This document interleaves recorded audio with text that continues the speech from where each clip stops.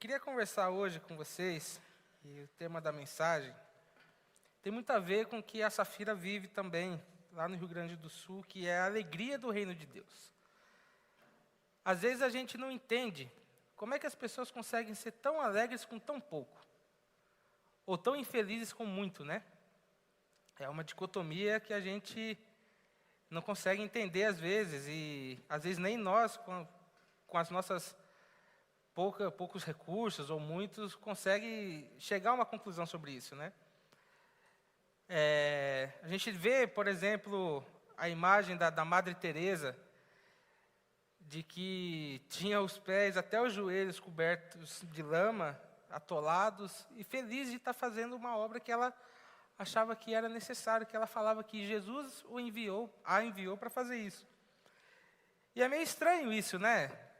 Como é que a gente consegue ver pessoas que se desprendem de tudo, mas que mesmo assim, quando você vai conversar com ela, é uma chama de alegria que invade todo o ambiente que a gente está. É algo assim, é contagiante quando a gente encontra alguém desse jeito, né? Alguém que tem uma missão de vida e reconhece nessa missão de vida Jesus, o reino de Deus, e como isso impacta a sua vida e tudo o que ela faz a partir de então. Para representar esse sentimento, quero te convidar a ler Mateus capítulo 13, versículo 44 e 46. São duas pequenas parábolas contadas por Jesus nesses capítulos aí. Diz assim: o reino dos céus é como um tesouro escondido num campo. Certo homem, tendo encontrado, escondeu-o de novo, então, cheio de alegria, foi, vendeu tudo o que tinha e comprou aquele campo. O reino dos céus também é como um negociante que procura pérolas preciosas. Encontrando uma pérola de grande valor, foi, vendeu tudo o que tinha e a comprou. Cheio de alegria, vendeu tudo o que tinha e comprou aquele campo. Esse é o pequeno trecho que me chamou a atenção quando eu li esse texto, essas parábolas. Mas quando a gente olha para Mateus capítulo 13, a gente tem um conjunto aqui de algumas parábolas. Então Jesus conta a parábola do semeador que joga semente, depois conta do joio e do trigo, conta a parábola do grão de mostarda, explica algumas parábolas e depois chega nessas duas pequenas parábolas. E esse texto está incluído nesse conjunto de parábolas. E às vezes a gente vê que Jesus falava por parábolas, mas a parábola não é uma coisa, não é uma palavra que é tão comum para a gente no dia a dia, né? Um termo que poderia explicar o significado seria comparação. Então, uma parábola que Jesus conta é uma história com H, ou talvez uma história com E, né, fictícia, real, que tem por objetivo explicar coisas do dia a dia, contar essa história e, no final dessa história, ter algum significado de verdade ou de princípio, de que os seus ouvintes poderiam tirar o aprendizado para a sua vida e seguir com isso no coração. Talvez a forma literária que a gente tem hoje, que mais se aproxime dessa palavra parábola, é uma coisa que às vezes a gente só encontra nos livros infantis, né? Uma fábula, onde os animais falam, talvez uma mesa fala, mas toda fábula, ela no seu final, ela tem aquele critério de passar uma verdade, um valor, um princípio a ser aprendido.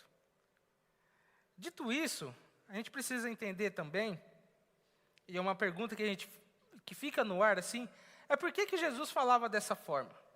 Por que Jesus, quando iria passar algum ensinamento para os discípulos ou para a multidão, ele falava por parábola? E aí no próprio texto a gente encontra uma resposta para isso, no texto de Mateus 13, versículos 10 em diante, eu vou ler. Os discípulos aproximaram-se dele e perguntaram: por que falas ao povo por parábola? Ele respondeu: a vocês os discípulos, foi dado o conhecimento dos mistérios do reino de Deus, mas a eles, a multidão, a eles não. A quem tem será dado, e este terá em grande quantidade. De quem não tem, até o que tem lhe será tirado. E por essa razão eu lhes falo por parábolas.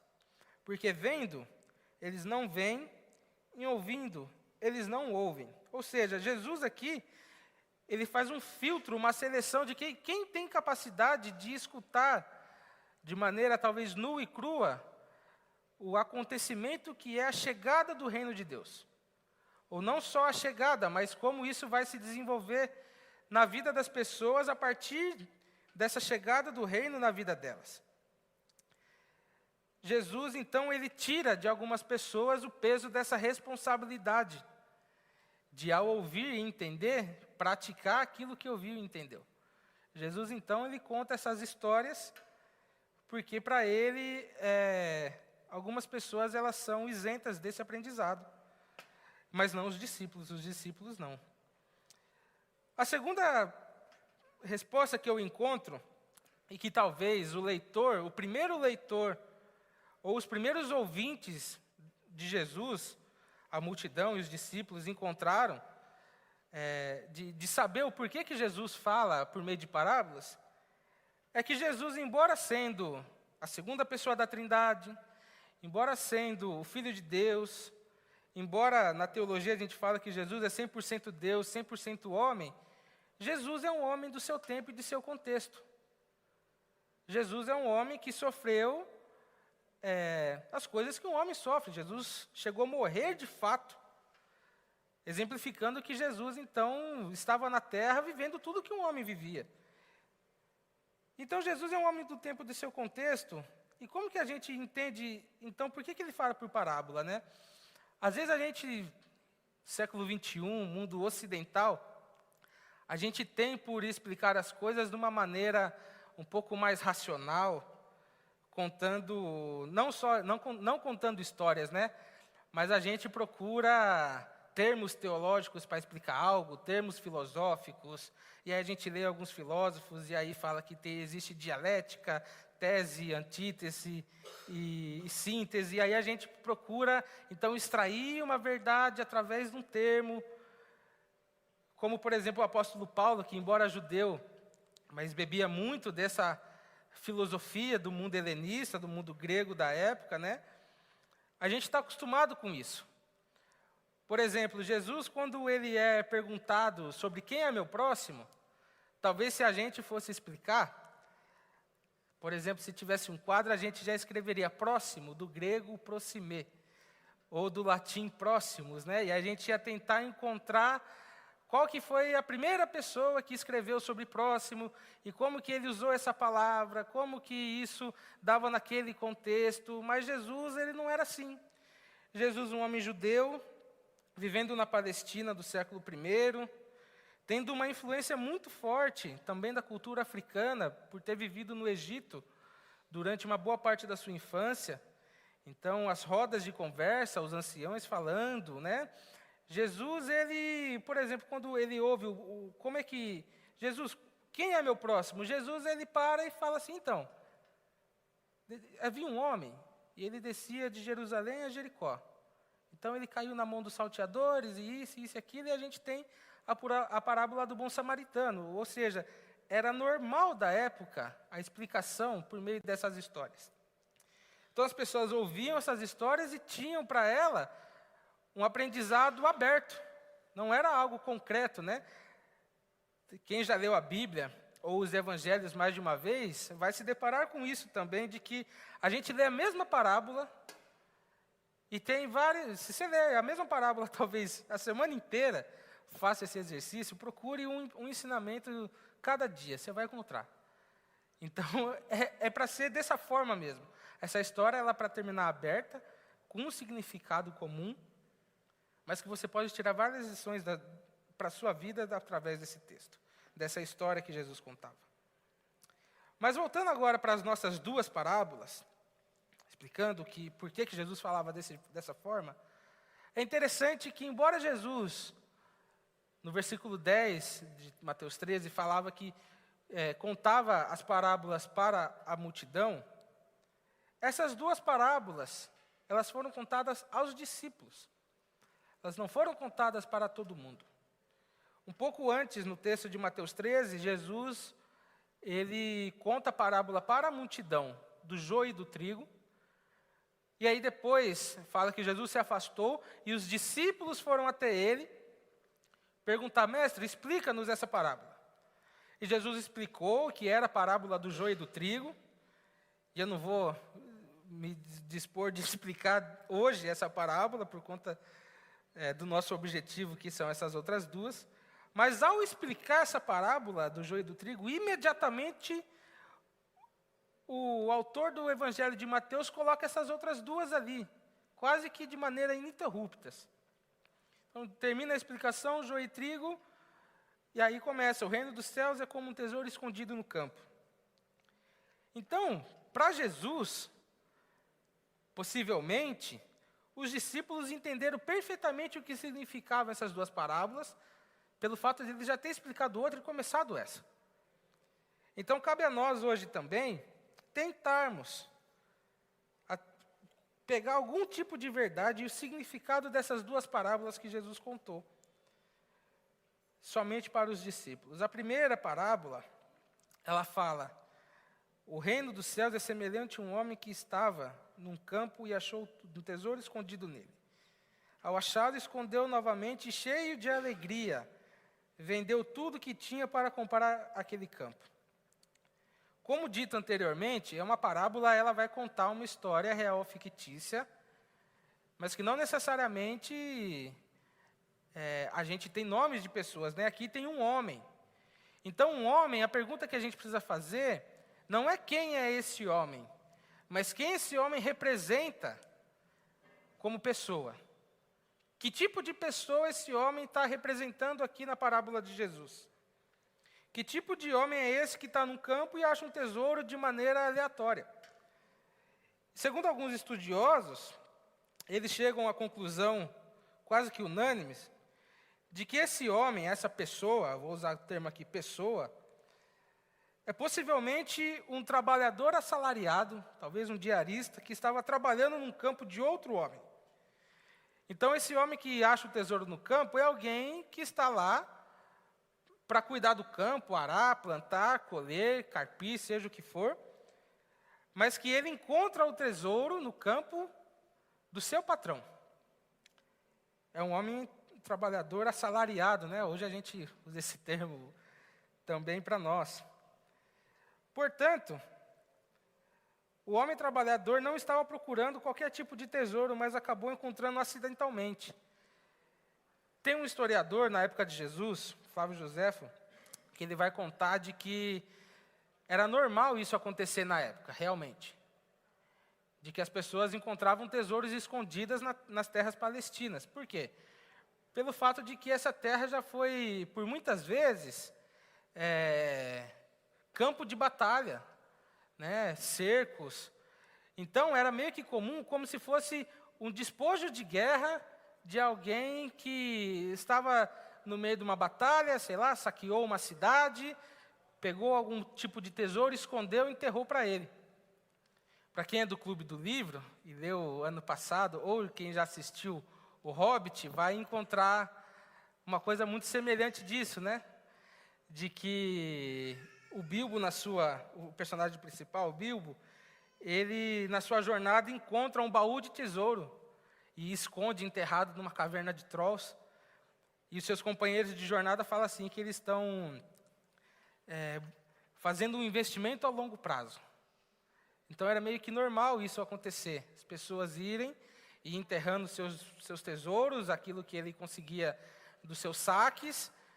E então, para posteriormente, depois da batalha, depois de toda a jornada, voltar e pegar aquilo que ele tinha conquistado. Mas nem sempre isso acontecia, porque, de fato, às vezes, a guerra, quase ninguém sai vivo, né, na verdade. Né? E se você sai vivo de uma guerra, provavelmente alguma coisa de você morreu nessa guerra. Então, era meio comum isso aí. Joséfo também vai falar que aos redores de Jerusalém, depois que os romanos destruíram o templo de Jerusalém e saquearam a cidade, conquistaram Jerusalém de fato, foram encontrados vários outros pequenos tesouros nas redondezas das cidades. Então, esse homem encontra um tesouro assim. Um trabalhador encontra um tesouro, talvez seja um baú, na terra de outro homem. E o interessante é que o texto não entra na questão de que se foi certo ou se foi errado o que esse trabalhador fez. Ele não entra na ética dessa pessoa, desse trabalhador. Ele não entra julgando, fala, ele encontrou algo de alguém, escondeu de novo e comprou essa terra desse cara. Né? Porque o legítimo portador desse baú, embora não sabendo que era portador, era o dono da terra que estava pagando esse cara para trabalhar. Mas em vez de reportar ao seu patrão, ele escondeu de volta esse tesouro. E a parábola parece que não está querendo responder a esse discurso. A parábola tem a intenção de mostrar que esse homem trabalhador se coloca em risco de vida e de morte. Risco de morte, né, de vida é a mesma coisa. Ao vender tudo que tem para comprar aquele campo e ter assim a posse legítima daquele tesouro. Risco de morte porque pelo fato do homem ser um trabalhador que recebe salário, subentende-se, e aqui eu acho que todos nós vamos entender isso, que ele não tem muitos bens.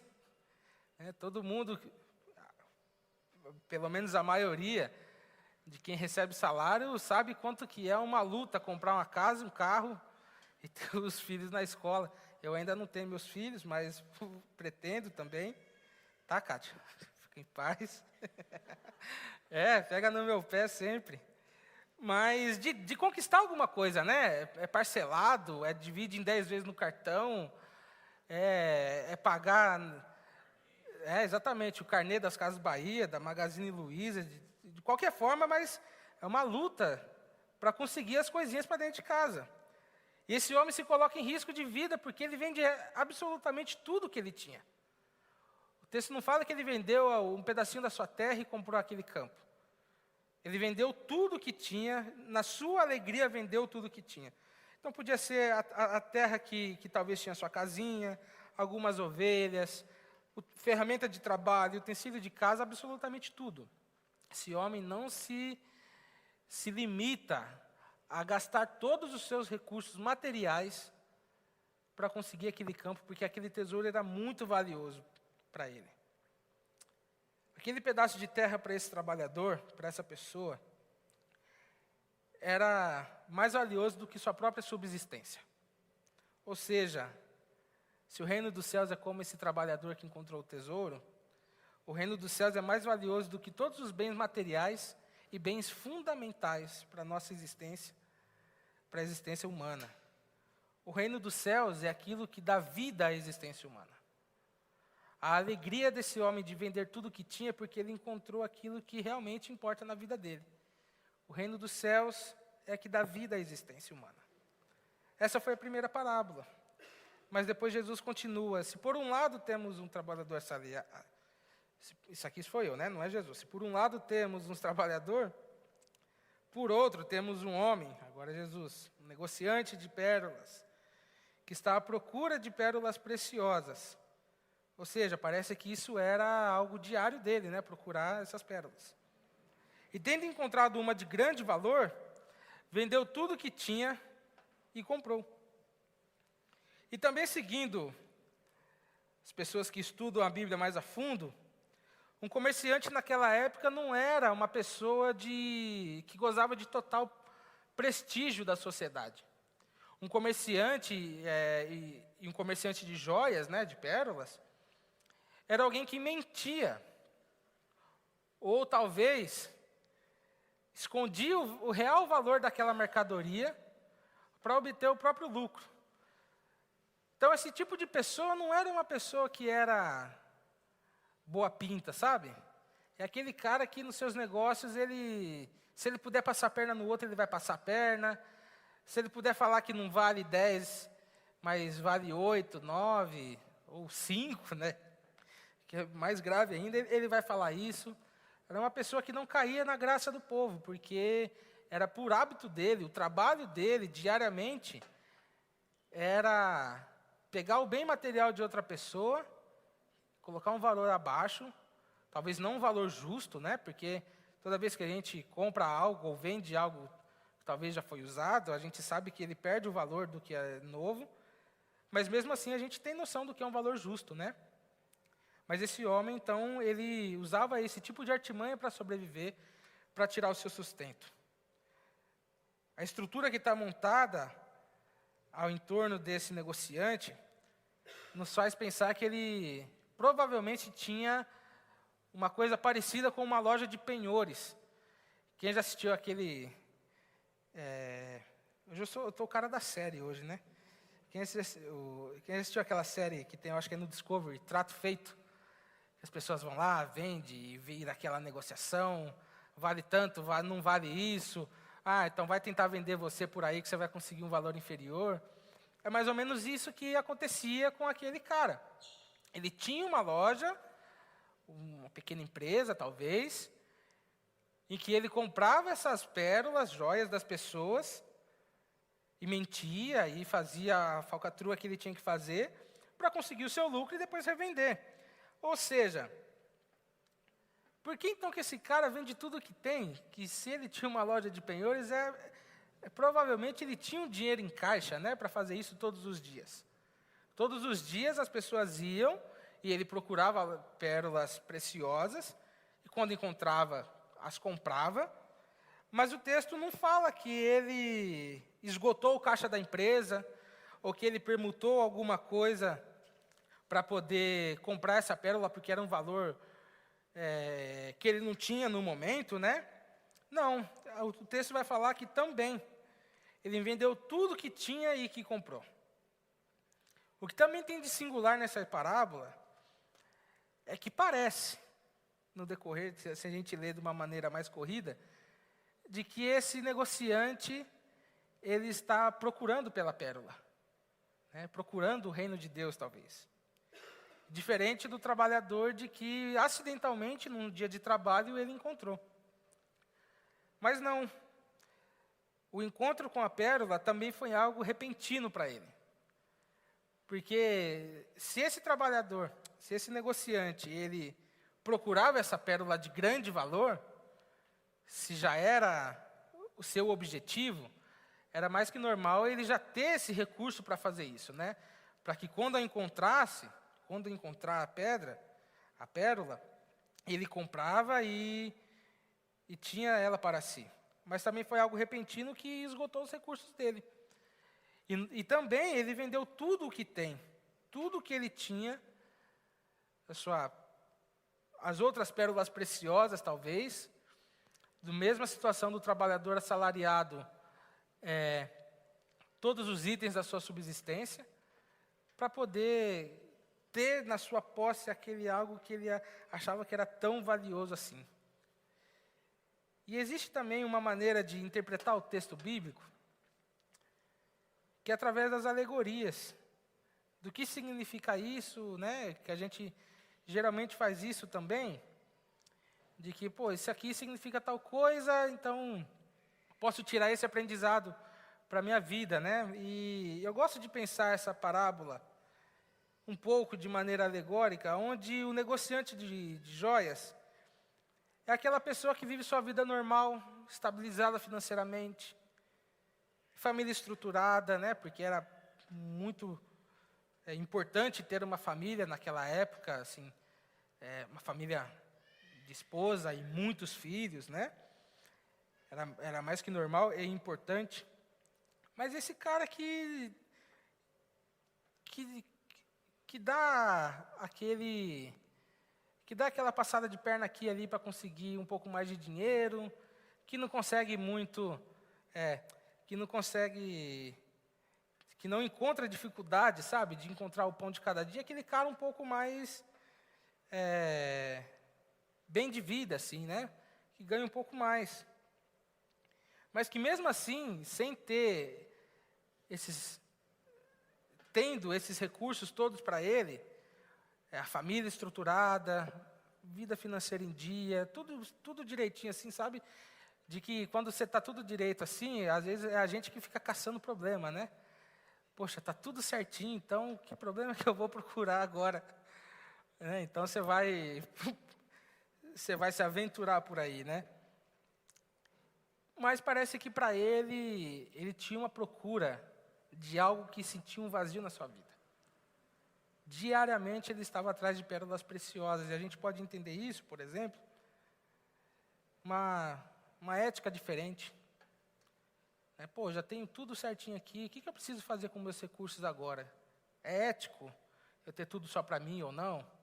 Uma política de vida diferente, um partido, uma ideologia para que lutar, porque é isso, quando está tudo certo, às vezes a gente fica caçando alguma coisa para se meter. Ou porque existe um vazio. Então, diariamente, ele vai procurando isso, na filosofia, na política, na ética, vai procurando razões para preencher aquele vazio que ele tem na sua vida. E mesmo tendo encontrado, talvez, um pedacinho de razão na filosofia, um pouquinho na política, um pouquinho, talvez, nos relacionamentos com as pessoas, quando ele encontra o reino de Deus, tudo isso não vale de nada para ele. Quando ele encontra a pérola de grande valor, ele fala, cara, isso aqui não faz sentido mais. Eu vou vender tudo, vou me despedir de tudo, dos meus dogmas, do que eu acredito, porque eu acho que isso aqui é a coisa mais importante que pode ter na minha vida. E então é a partir da pérola que eu vou fazer minha vida agora. Então o reino dos céus, para o negociante, é o que lhe dá sentido à vida. Nada na sua vida, seja os bens materiais e também imateriais, faz sentido em comparação a ter um encontro com o reino de Deus. Então, para o trabalhador, o reino dos céus é o que dá vida à existência humana, naquilo que se dá da vida bios, vida fisiológica. Para o vendedor, para o negociante de pérola, o reino dos céus é o que dá sentido à sua existência, não só com a sua vida fisiológica, mas a sua vida espiritual também, intelectual, sua vida não palpável, aquilo que a gente entende como certo e errado, aquilo que a gente entende como o sentido da vida para a gente. Então a gente tem essas duas parábolas que conseguem se relacionar entre si sobre o sentido da vida.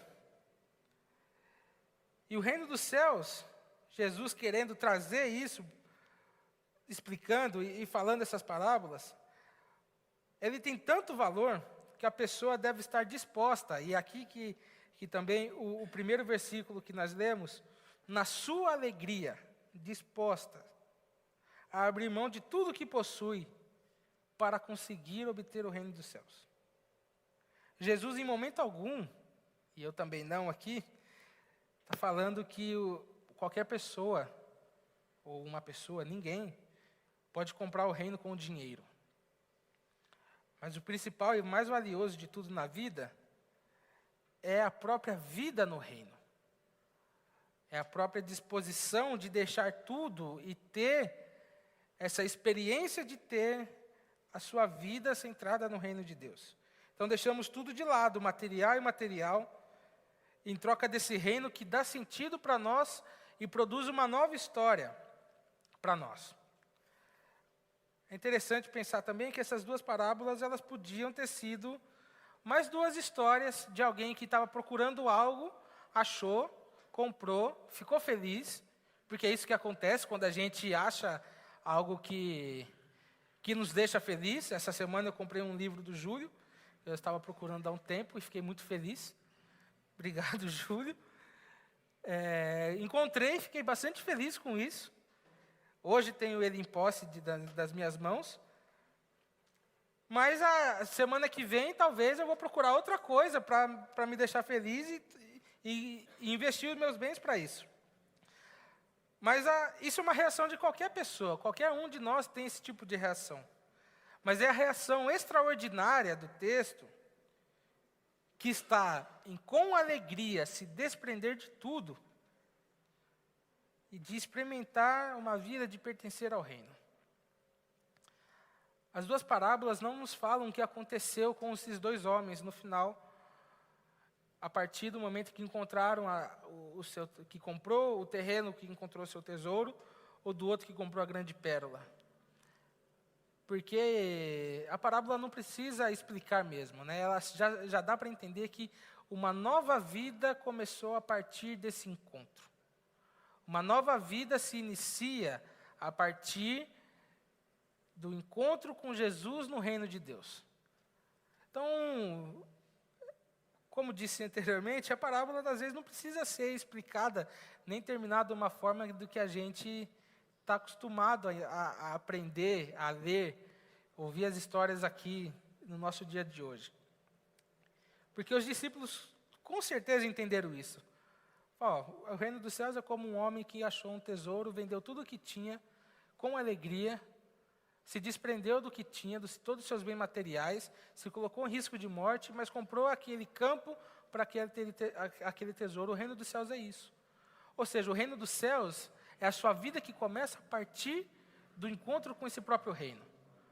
A alegria de pertencer ao reino, agora, é o que vai moldar todas as suas atitudes, o seu trabalho, a sua filosofia, a sua existência, a sua subsistência, porque no reino dos céus a partilha é muito importante.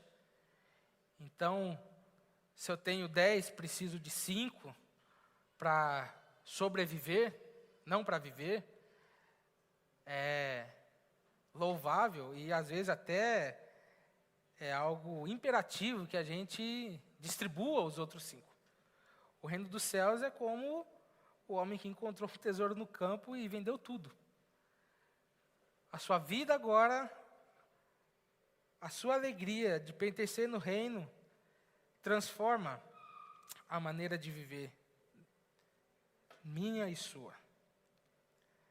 Eu quero terminar a mensagem com uma frase de um monge alemão. E eu fui tentar aprender pelo menos o nome desse camarada em alemão, mas eu tenho uma amiga que ela fala assim, ela fala turco, ela fala inglês, espanhol, ela fala umas 7 línguas. Ela fala assim, tentei aprender alemão, mas eu preferi viver, sabe? Sem fazer outras coisas. Aí eu fui tentar aprender só o nome desse cara, Anselm Graham. Eu estou meio que, não sei se disse essa palavra inglesando, né? Porque Graham é Graham, sei lá. Preferi viver também do que ficar aprendendo um nome. Mas esse cara é um monge, escritor. Inclusive, um dos materiais que eu usei para o texto, para tentar achar um significado dessa parábola, é um livro dele que fala sobre o Evangelho de Mateus. Esqueci o nome do livro agora, mas ele é um monge dedicado ao estudo da Bíblia, né? E a frase dele é o seguinte: para se alegrar, não é preciso muita coisa.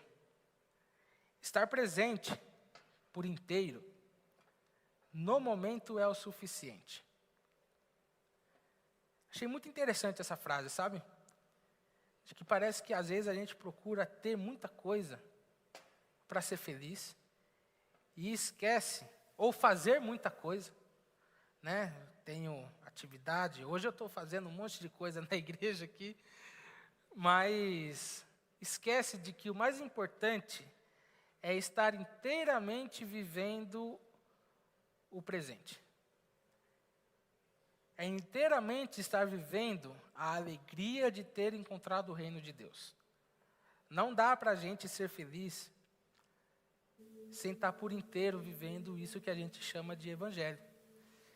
Não dá para a gente ser plenamente satisfeito sem estar por inteiro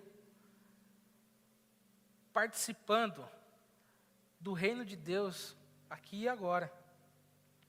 O desafio para nós hoje é que também encontremos esse reino de Deus. Como que a gente encontra o reino se esse reino é invisível? Esse reino ele tem faces, ele se mostra para a gente diariamente, na comunhão, no partir do pão, na justiça, no perdão, na oração. E é nessas atitudes do reino de Deus, que a gente só encontra no reino de Deus. A gente não vai encontrar, talvez até possa encontrar, mas acho muito difícil a gente encontrar uma pessoa plenamente satisfeita. Está fazendo, por exemplo, como eu disse antes, da Safira, que deixou seu trabalho para servir o reino de Deus. Que para muitos isso aí pode soar como loucura, né? Mas não, deixei meu trabalho, no caso dela, meus gatos, né? Meus amigos, minha casa, porque Deus me falou que eu precisava ir no Rio Grande do Sul cuidar daquelas crianças. Isso é loucura para a gente pensar assim, humanamente, né? É loucura alguém deixar toda a sua vida, tudo que ela construiu, seu bem-estar, para falar assim, ó, Deus me disse para fazer isso. É loucura mesmo. Não tem como descrever humanamente. Eu, pelo menos, não consigo encontrar alguma outra explicação para isso do que essa palavra. A pessoa é doida, pelo amor de Deus. Mas quando a gente tem um encontro com o reino de Deus, e a gente conhece essas pessoas que vão naqueles lugares ruins, ou que você conhece uma pessoa que no seu trabalho vê alguém que precisa de um acolhimento, a pessoa que entra na igreja é acolhida, é amada, sabe, isso é reino de Deus. Isso não é bondade nossa, não é que a gente é bonzinho, que a gente é que nós somos, a I21 é uma exímio acolhedora, uma igreja super acolhedora. Até é, graças a Deus que é. Louvo a Deus porque é. Porque me acolheu minha família. Mas isso só acontece porque aqui tem pessoas que têm a alegria de pertencer ao reino de Deus. Tem pessoas que encontraram e mostram através da sua vida o reino de Deus. Que a gente possa ter essa alegria e a certeza de experienciar a beleza que é encontrar o reino de Jesus. Sabe? Esteja por inteiro quando você encontrar as faces do reino de Deus. Se precisar perdoar, perdoe. Se precisar doar, doe. Orar, ore. Compartilhar o pão, compartilhe. Jesus é encontrado na mesa. Os discípulos em Lucas 24 não conhecem Jesus no caminho de Emaús. Eles caminharam horas com Jesus, mas quando sentou à mesa e partiu o pão, foi, nossa, Jesus estava aqui. Meu Deus do céu. Reino de Deus, partilha, justiça, perdão, partir do pão. Esteja por inteiro, com alegria, quando você encontrar pedaços do reino aí nesse mundo tão cruel que a gente está vivendo ultimamente. Vamos orar? Jesus também nos ensinou a orar. E nos ensinou que seja feita a sua vontade, assim na terra como no céu. Então o reino de Deus é isso também. É Jesus nos mostrando que Ele é mais importante do que tudo, porque a vontade do Pai está sendo feita na terra como no céu. Deus, nós somos gratos, porque até por meio dessas parábolas que o Senhor fala que esconde de uns e de outros, obrigado porque hoje a gente pode minimamente entendê-las. Obrigado porque o Senhor contou essas histórias que nos fazem entender que o Seu reino é mais importante para a nossa vida. Que a nossa existência nada vale se não tiver a alegria de pertencer ao Seu reino. Que a nossa existência não é tão importante assim. Nossos saberes, nossos dogmas, tudo que a gente vive não é tão importante se não encontrarmos a alegria e a beleza de viver no Seu reino. Nossa oração essa semana, essa manhã, é que o Senhor nos ajude a encontrar tesouros e pérolas, para que a gente possa inteiramente estar possuído pelo Seu reino de Deus. Essa é a nossa nossa oração, Pai, em nome de Jesus. Amém.